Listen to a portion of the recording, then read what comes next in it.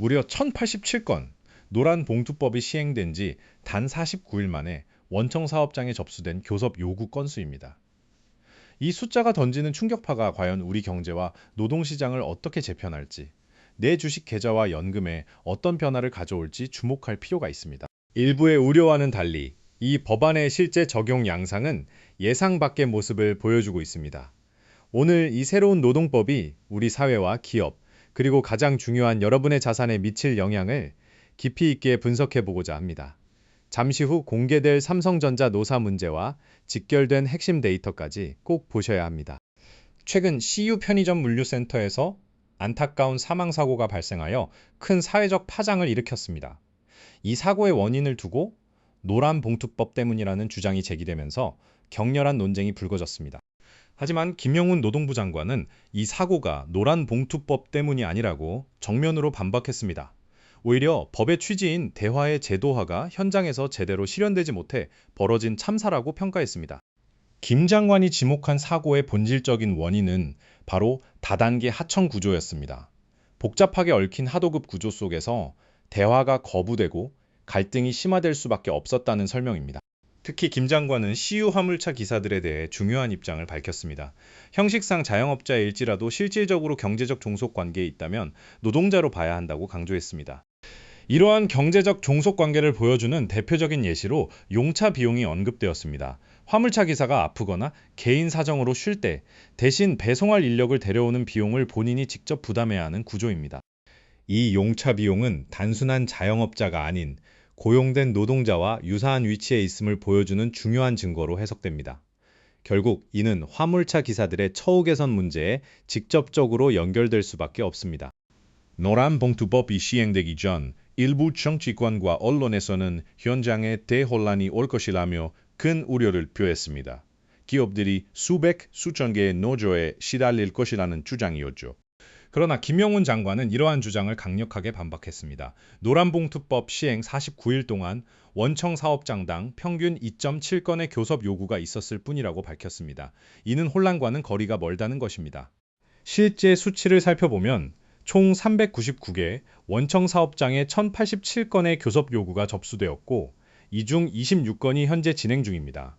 51건은 노동위원회 판단을 기다리고 있으며 공공부문이 전체의 41.4%를 차지합니다. 김 장관은 노란봉투법의 취지가 갈등을 확대하는 것이 아니라 오히려 갈등을 해결하는 대화를 제도화하는 것이라고 강조했습니다. 그 누구도 이 법으로 인해 피해자가 되어서는 안 된다는 입장을 피력한 것이죠. 자, 그러면 이처럼 변화하는 노동법의 흐름이 과연 우리 기업들의 경영 환경에 어떤 영향을 미치고 궁극적으로 내 주식 계좌와 내 연금에는 어떤 그림을 그리게 될까요?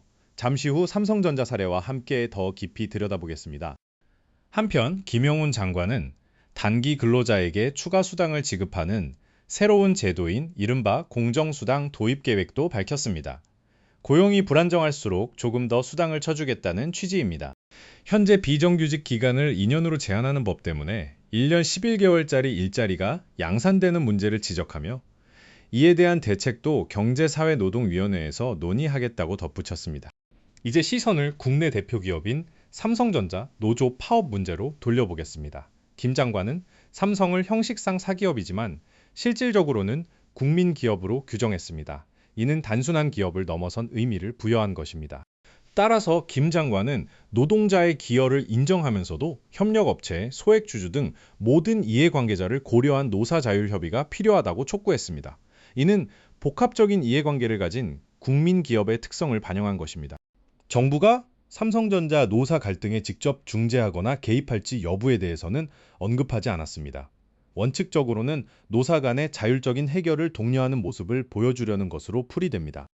이러한 일련의 발언과 정책 방향들을 종합해 볼 때 한국의 노동시장은 경제적 종속성을 기준으로 노동자성을 더 폭넓게 인정하려는 흐름으로 나아가고 있음을 알 수 있습니다. 취약계층의 고용 안정성을 강화하려는 움직임도 엿보입니다. 이는 기업들에게 새로운 노사관계 정립을 요구하며 장기적으로는 우리 기업들의 경영 환경과 경쟁력에 큰 영향을 미칠 수 있습니다.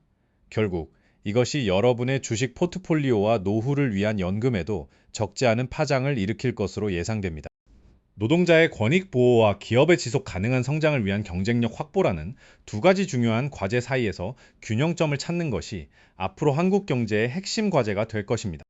자, 여러분은 이처럼 변화하는 노동시장과 기업 환경 속에서 내 주식 계좌와 내 연금이 앞으로 어떻게 흘러갈 것이라고 생각하십니까? 댓글로 여러분의 현명한 의견을 들려주세요.